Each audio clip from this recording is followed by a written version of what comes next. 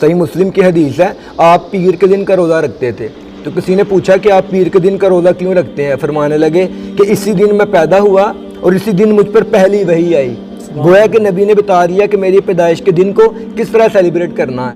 السلام علیکم ورحمۃ اللہ وبرکاتہ۔ جی آج ہم دوبارہ پھر سلمان بھائی کے پاس آئے ہیں۔ تو ربیع الاول کا مہینہ اور جاری ہے ساری ہے ماشاءاللہ۔ تو 12 ربیع الاول کے حوالے سے جو ہمارے ملک میں ایکٹیویٹی ہوتی ہے، ڈول دمال ادھر ادھر جو فضول کام عوام کرتی ہے، تو ان سے ہم 2-3 سوال پوچھیں گے سلمان بھائی سے کہ ان کا کیا موقف اور کیا یہ ان کو سمجھتے ہیں کہ یہ عوام صحیح کر رہی ہے یا غلط کر رہی ہے۔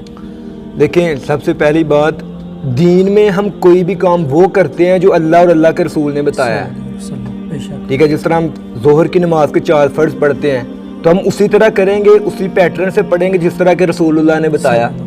ہم اسلام میں کوئی بھی کام اپنے پاس سے نہیں کر سکتے۔ اگر میں ظہر کی 5 میں کہتا ہوں یار آرڈر ہے کہ ظہر کی 4 رکھتے ہیں پڑھو، لیکن میں 5 پڑھتا ہوں تو زیادہ ثواب ہوگا؟ نہیں، گناہ ہوگا۔ اس طرح 12 ربیع الاول کو آقا کی پیدائش کے دن کو کس طرح منانا ہے، یہ بھی آپ صلی اللہ علیہ وآلہ وسلم نے ہمیں بتایا۔ صحیح مسلم کی حدیث ہے، آپ پیر کے دن کا روزہ رکھتے تھے۔ تو کسی نے پوچھا کہ آپ پیر کے دن کا روزہ کیوں رکھتے ہیں؟ فرمانے لگے کہ اسی دن میں پیدا ہوا اور اسی دن مجھ پر پہلی وحی آئی۔ گویا کہ نبی نے بتا دیا کہ میری پیدائش کے دن کو کس طرح سیلیبریٹ کرنا ہے، ٹھیک ہے؟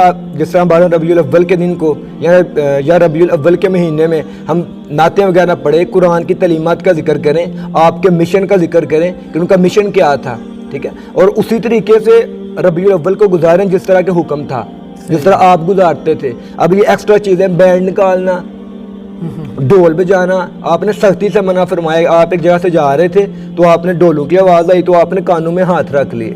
اور آج ہم اللہ کے رسول کو ان کاموں سے خوش کرنے کی کوشش کرتے ہیں جن کاموں کو انہوں نے بتایا کہ ہماری ناراضگی کا کام ہے۔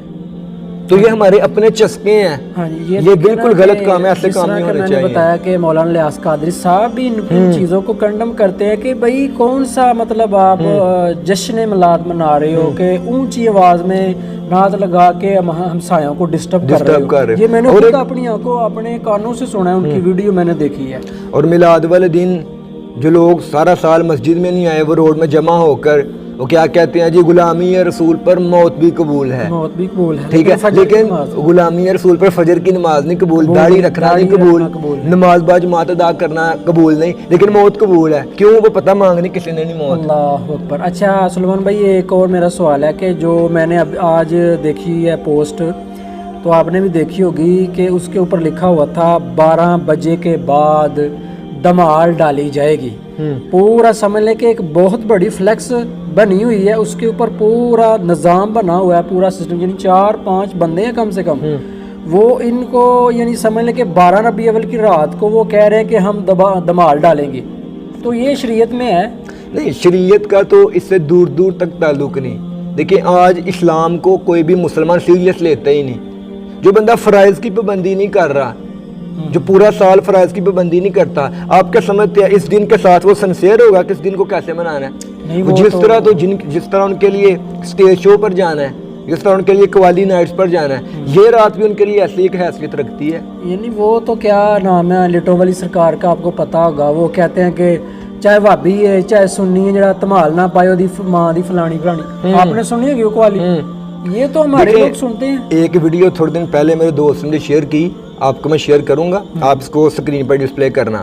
اب یہ بندہ نعرہ لگا رہا ہے کہ آپ کے نام پر موت بھی قبول ہے، لیکن اس کا حلیہ دیکھیں اور ڈھول ساتھ بج رہے ہیں اور ڈانس کر رہے ہیں۔ یہ کون سا اسلام ہے؟